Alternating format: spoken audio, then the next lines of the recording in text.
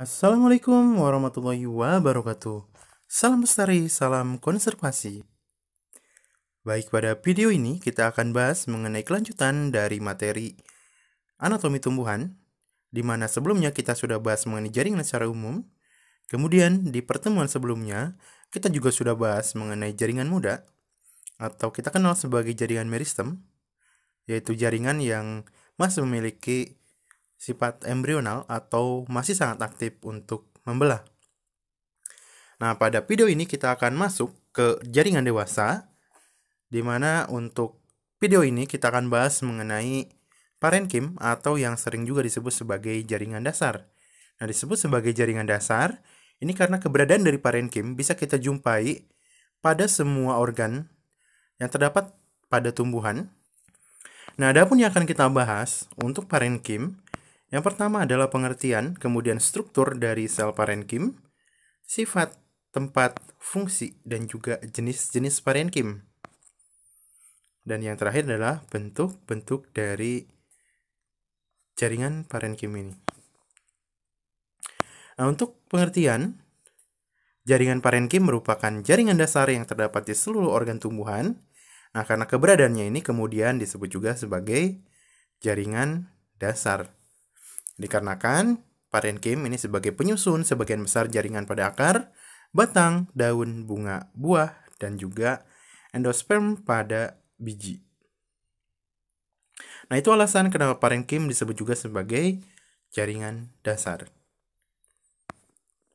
Kemudian bicara mengenai struktur dari sel parenkim, kita akan bicara mengenai bentuk, di mana untuk parenkim ini ada yang bentuknya bulat, memanjang, kemudian ada juga yang kadang-kadang bertonjolan, nampak seperti bintang, dan itu nanti kita akan bahas bentuk daripada parenkim ini.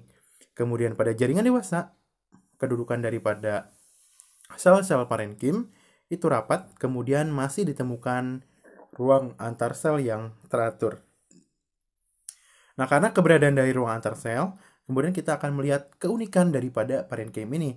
Dan tentu saja pembahasannya bukan di sini, tapi di pembahasan lain tentang parenkim.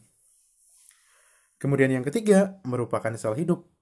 Jadi walaupun jaringan dewasa, sifat dari selnya itu sudah berdiferensiasi, tapi tetap masih aktif untuk membelah, tapi tidak seaktif jaringan meristem. Kemudian yang selanjutnya adalah berkaitan dengan dinding sel, ini tipis.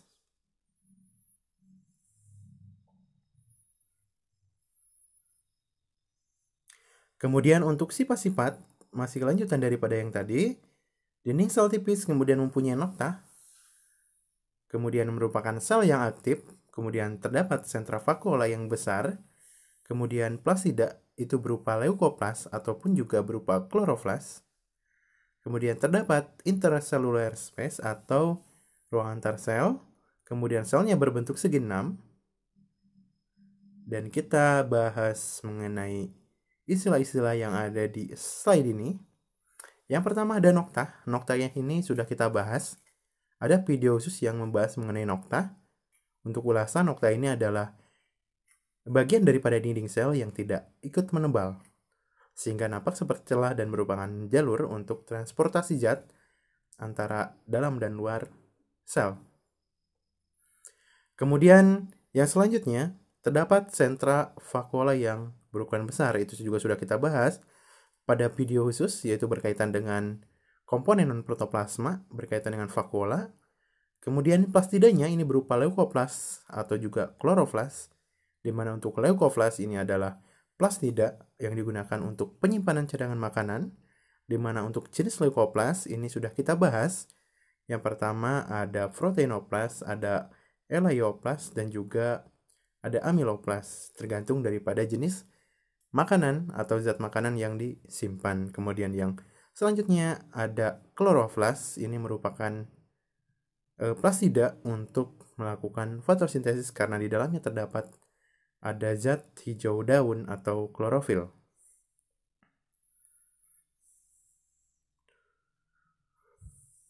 Nah, ini bentuk-bentuk daripada jaringan parenkim. Dan di sini nampak ruang antar sel yang aturan. Kemudian ini dalam struktur anatomi batang, ini struktur anatomi akar, kemudian juga struktur anatomi daun. Ini menunjukkan letak-letak daripada parenkim, di mana untuk daun itu ada yang kita sebut sebagai jaringan palisad, kemudian ada juga jaringan spon. Nah, itu merupakan jaringan parenkim yang terdapat di dalam daun.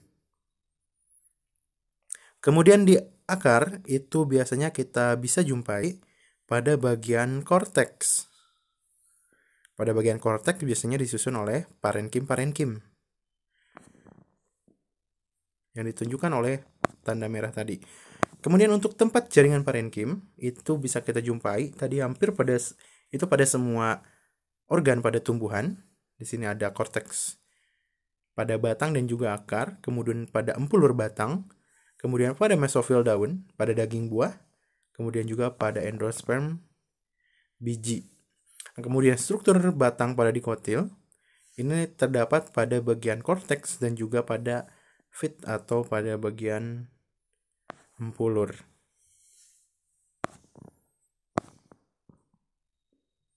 Kemudian di bagian akar juga sama, terdapat pada bagian korteks. Kemudian ini struktur dari mesofil daun, di mana di sini ada epidermis atas, kemudian ada kloroplas, kemudian ada parenkim palisade dan juga parenkim spon. Nah, parenkim palisade, kemudian ini parenkim spon. Jadi ada jaringan tiang dan jaringan spons, itu merupakan bagian daripada jaringan parenkim.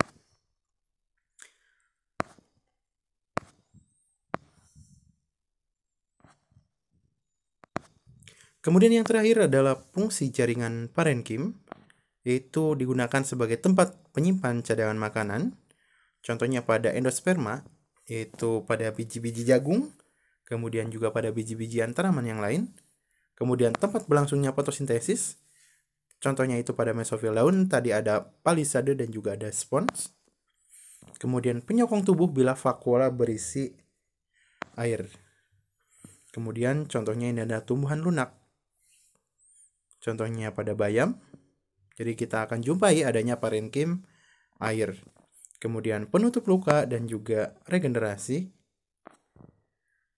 Dan kemudian yang selanjutnya adalah jenis-jenis parenkim, tapi kita akan bahas pada video yang lain. Oke, untuk segmen 1 dari jaringan parenkim kita akhiri. Assalamualaikum warahmatullahi wabarakatuh. Salam lestari, salam konservasi.